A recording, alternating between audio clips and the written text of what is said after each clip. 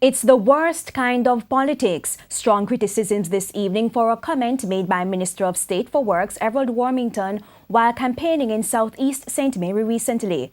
Mr. Warmington told voters that it makes no sense to elect a PNP MP since a JLP government is in power. TVJ's Giovanni Dennis reports. In the high-profile battle for St. Mary's Southeastern, a controversy over a comment from State Minister of Works Everald Warmington to electors if the JLP's candidate Dr. Norman Dunn fails in his bid to take the seat on October 30.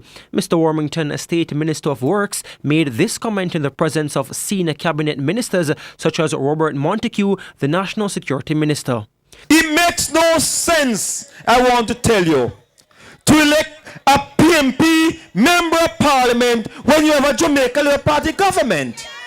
It is quite clear and obvious if you have a Jamaica Labour Party member of parliament, it means you'll be able to serve you far better than a PNP member of parliament. The comment has not gone down well with the business community. The president of the private sector organization of Jamaica, Dennis Chung, says it goes against what the Prime Minister has said he wants, a new kind of politics.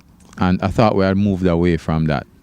The fact of the matter is that, you know, we might know from a practical point of view that government has more resources. But I think this is why Bruce Golding had put in place the CDF, the Constituency Development Fund, so that there's a guaranteed amount of funds for MPs coming in. But that's just something that you don't say. You don't go on a political platform and say that sort of thing because it looks like coercion. You're trying to tell people that, listen, if you don't vote for us, then, you know, you might have resources withheld, which is wrong. And we need to move away from that. Political commentator Martin Henry has also criticized the comments by Mr. Warmington. The worst element of our old politics of state resources being directed towards supporters of the government.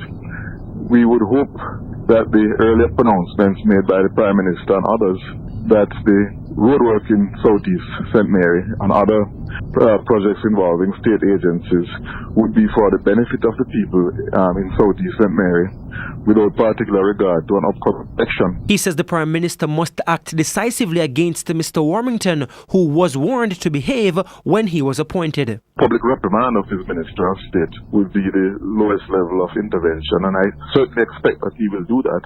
Removal of Mr. Warmington from serving as a minister would be another option escalated.